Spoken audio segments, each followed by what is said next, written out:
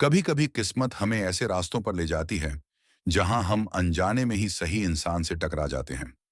यह कहानी भी कुछ ऐसी ही है। एक गलत कॉल जो दो दिलों को जोड़ने का जरिया बन गया।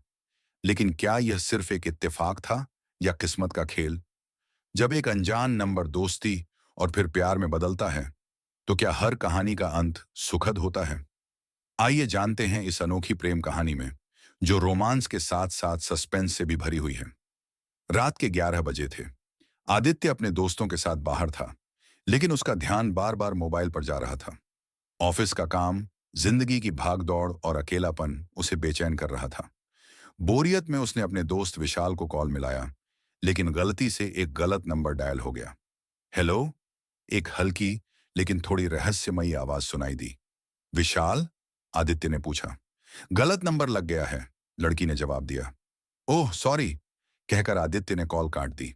कुछ मिनट बाद एक मैसेज आया। गलत नंबर पर भी कोई इतने प्यार से सॉरी बोल सकता है? आदित्य चौंक गया। उसने झिझकते हुए जवाब दिया, गलती मेरी थी, लेकिन आपकी आवाज बहुत अच्छी लगी। हाँ हाँ हाँ, वैसे नाम तो बता दीजिए, लड़की ने जवाब दिया। आदित्य। और आपका? नेहा। बातचीत का सिलसिला शुरू हुआ। पहले हल्की फुल्की बातें, फिर गहरे राज खुलने लगे। लेकिन कुछ अजीब था। नेहा हमेशा रात में ही कॉल करती थी।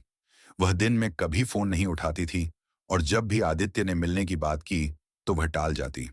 आदित्य को महसूस होने लगा कि नेहा कुछ छुपा रही है, लेकिन वह इतना गहरा जुड़ चुका था कि सवाल करने से डरता था।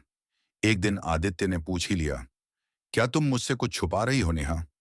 कुछ सेकंड की खामोशी के बाद नेहा ने कहा, शायद मैं तुम्हें सब कुछ नहीं बता सकती। आदित्य की बेचैनी बढ़ गई।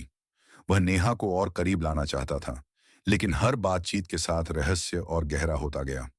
आखिरकार महीनों बाद नेहा ने मिलने के लिए हाँ कह दिया।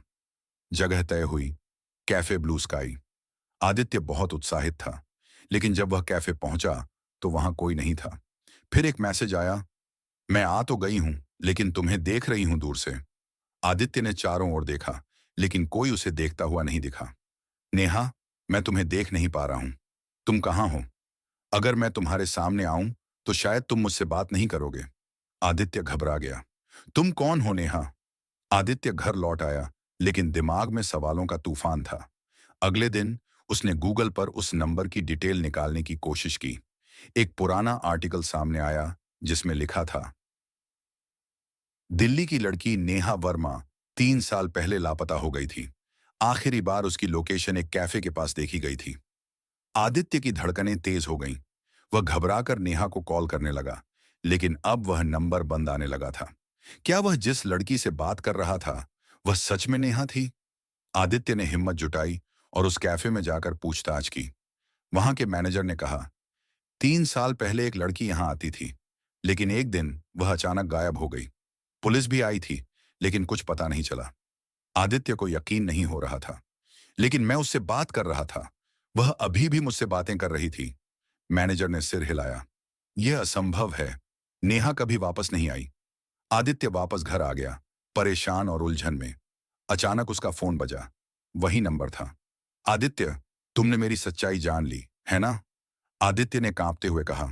नेहा, तुम कौन हो? सच बताओ। फोन के दूसरी तरफ सन्नाटा था। फिर धीरे से आवाज आई, मैं वो हूं जिसे तुमने प्यार किया, लेकिन जिसे दुनिया ने भुला दिया। तुम मेरे आखिरी दोस्त थे, और अब वक्त आ गया है कि मैं भी अलविदा कह दूं। कॉल कट गया। आदित्य ने उस नंबर पर दोबारा कॉल किया, लेकिन वह नंबर हमेशा के लिए डिस्कनेक्टेड हो चुका था। आज भी आदित्य उसी कैफे में जाता है, उसी टेबल पर बैठता है।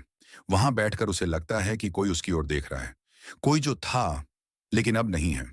क्या प्यार सिर्फ जीवित लोगों से हो सकता है, या फिर कभी कभी एक गलत कॉल हमें उन लोगों से जोड़ देता है जो हमेशा के लिए खो चुके हैं? अगर आपको यह कहानी पसंद आई हो तो इसे लाइक करें, अपने दोस्तों के साथ शेयर करें और हमारे चैनल को सब्सक्राइब करें, ताकि आपको ऐसी और रोमांचक कहानियां मिलती रहें।